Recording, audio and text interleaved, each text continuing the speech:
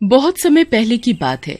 एक छोटे से शहर में संजना और लकी नाम के पति पत्नी रहते थे। संजना कभी माँ नहीं बन सकती थी, इसीलिए वो हमेशा अपने पति लकी के पीछे पड़ी रहती थी कि वो दूसरी शादी कर ले।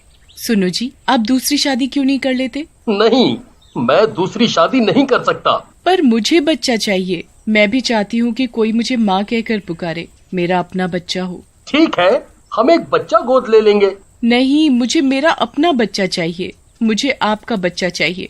उसके लिए तुम्हें शादी करनी पड़ेगी। देखो, मैं तुम्हें बहुत प्यार करता हूँ और मैं तुम्हारे होते हुए दूसरी शादी नहीं कर सकता। संजना के लाख कहने पर भी उसका पति लकी शादी के लिए नहीं मानता। मैं कभी माँ नहीं बन पाऊंगी। मुझे कोई माँ कहने वाला नहीं होगा। मैं एक बांझ बनकर ही रह जाऊंगी। देखो, तुम्हें बच्चा चाहिए ना, तो हम एक बच्चा गोद ले लेंगे। वो बच्चा तुम्हें माँ कहकर बुलाएगा। नहीं, मुझे कोई बच्चा गोद नहीं लेना। मुझे तो मेरा और तुम्हारा बच्चा चाहिए। लकी संजना को समझाता रहता है, पर संजना नहीं समझती और वो अपने कमरे में जाकर दरवाजा बंद करके रोने लगती है। मैं माँ बने बिना ही मर जाऊंगी। किसी को मेरी कोई चिंता ही नहीं है। लकी भी संजना को इस तरह से परेशान देखकर दुखी होता है। अब मैं तुम्हें कैसे समझाऊं कि मैं तुम्हें कितना प्यार करता हूँ। मैं बच्चे के लिए किसी और से शादी नहीं कर सकता। फिर लकी भी वहीं हॉल में बैठा बैठा ही सो जाता है और अगली सुबह जब लकी सोकर उठता है तो वो देखता है संजना को बहुत तेज बुखार है। संजना, तुम्हें तो बहुत तेज बुखार है और तुमने मुझे बताया भी नहीं।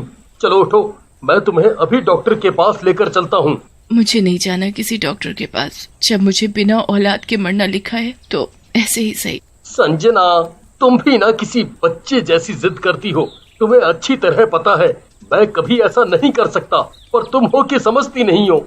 लकी संजना को डॉक्टर के पास ले जाने के लिए बहुत पीछे पड़ता है, पर संजना डॉक्टर के पास जाने से मना कर देती है। इस बात से लकी बड़ा परेशान होता है। ओफो, इसे मैं कैसे समझाऊं? देखो संजना, तुम जो कहोगी मैं तुम्हारी हर बात मानूंगा, पर पहले तुम डॉक्टर के पास तो चलो। तुम मेरी हर बात मानोगे ना? हाँ, तुम जो कहोगी मैं मानूंगा। अब चलो डॉक्टर के पास। संजना फिर अपने पति के साथ डॉक्टर के पास दवाई लेने चली जाती है। जब संजना डॉक्टर से दवाई लेकर वापस आ रही होती है तो उसे रास्ते में एक लड़की सड़क के किनारे पड़ी दिखाई देती है। अरे, ये सड़क के किनारे कौन लड़की पड़ी है? अरे हाँ, ये तो कोई लड़की है, शायद बेहोश हो गई है। संजना और लकी अपनी गाड़ी से उतरकर लड़की के पास जाते हैं और उसे उठाकर अपने घर ले आते हैं। कुछ देर बाद लड़की को होश आता है। तुम लोग कौन हो? मैं यहाँ कैसे आ गई? तुम हमें रोड पर बेहोश मिली तो हम तुम्हें अपने घर ले आए। तुम घबराओ मत, तुम यहाँ सुरक्षित हो। अच्छा बताओ, तुम्हारा क्या नाम है? मेरा नाम सविता है।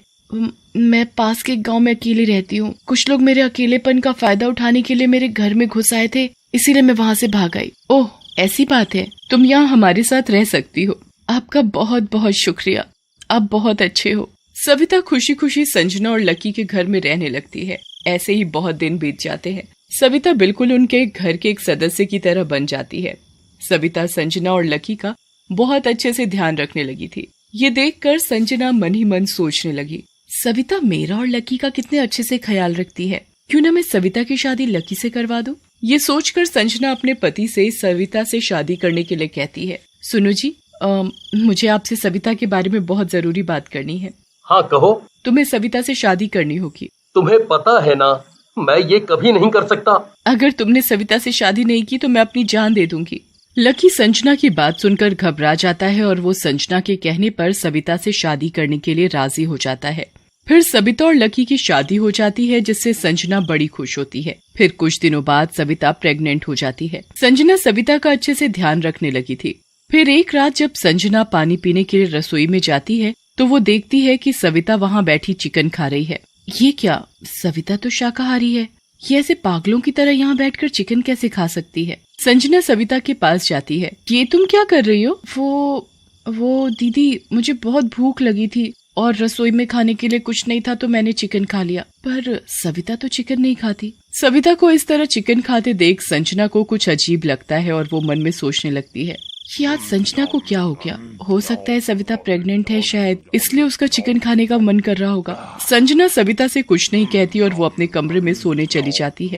फिर ऐसे ही अगले दिन जब रात को घर के सब लोग सोए हुए थे तब सविता अपने चुड़ैल के रूप में आती है और वो कुछ तांत्रिक पूजा करने लगती है। जैसे ही चुड़ैल की पूजा खत्म होती है तो चुड़ैल बड़े जोरों से हंसने लगती है। अब फिर से मेरी सारी शक्तियाँ मुझ में वापस आ जाएंगी जब मेरा और लकी का बच्चा होगा। मेरा और इंसान के बच्चे के बगैर मुझ में शक्तियाँ नहीं आ सकती। इसके लिए मेरा और लकी का बच्चा होना बहुत जरूरी है। जब चुड़ैल अपने कमरे में तांत्रिक पूजा कर रही होती है तभी संजना की नींद खुल जाती है तो वो सविता को देखने जाती है। जैसे ही संजना सविता के कमरे के पास जाती है तो उसे सविता के कमरे से डरावनी आवाजें आती हैं। संजना खिड़की से झांक कर देखने लगती है तो कमरे के अंदर का नजारा देखकर संजना के होश उड़ जाते हैं। ये क्या? ये तो एक चुड़ैल है और ये तो लकी के बच्चे की माँ बनने वाली है। हे भगवान, ये मैंने क्या कर दिया? अब मैं क्या करूं? अपने बच्चे को इस चुड़ैल से कैसे बचाऊं? फिर संजना जल्दी से अपने पति के पास जाती है और उसे सविता की हकीकत के बारे में बताती है। ये सविता कोई लड़की नहीं है बल्कि एक चुड़ैल है। अब तो चुड़ैल आपके बच्चे की माँ बनने वाली है। ये तुम क्या कह रही हो? मैंने खुद अपनी आंखों से उस चुड़ैल को देखा है। अगर तुम्हें विश्वास नहीं है तो चलो मेरे साथ। फिर संजना अपने पति को सविता का असली रूप दिखाने ले जाती है। वहाँ जाकर लकी के भी होश उड़ जाते हैं। लकी और संजना दोनों खिड़की से चुड़ैल को छुप कर देखते हैं। जैसे ही चुड़ैल अपनी तांत्रिक पूजा खत्म करती है तो वो अपने पेट पर हाथ फेर कर हंसने लगती है।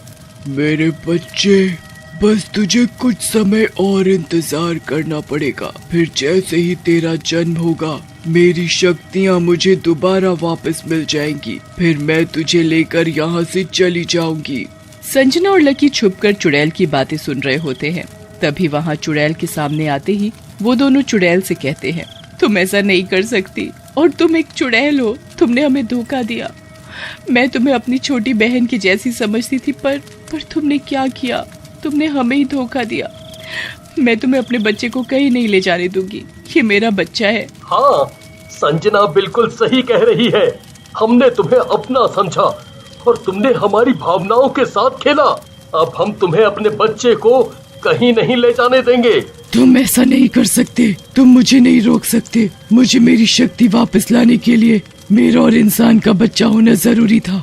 तभी मुझे मेरी शक्तियाँ वापस मिल सकती थी, इसलिए मैंने तुम्हें चुना। संजना और चुड़ैल आपस में झगड़ा कर रहे होते हैं। तभी चुड़ैल को दर्द होने लगता है और वो दर्द से तड़पने लगती है।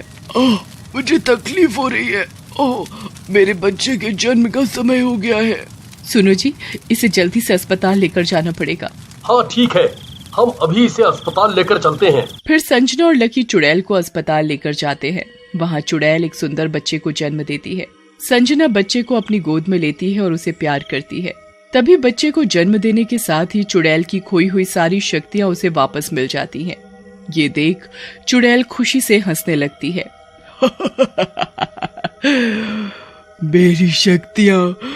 मेरी शक्तियाँ वापस आ गई।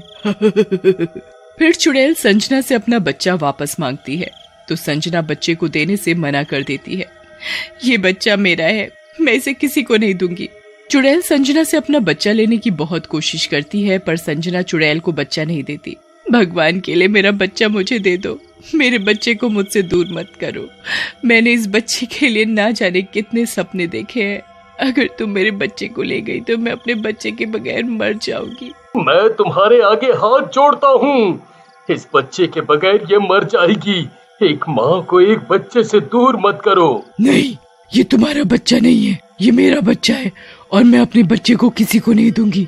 फिर जैसे ही चुड़ैल संजना से बच्चा अपनी गोद में लेती है तो बच्चा चुड़ैल की गोद में बड़ी जोरों से रोने लगता है।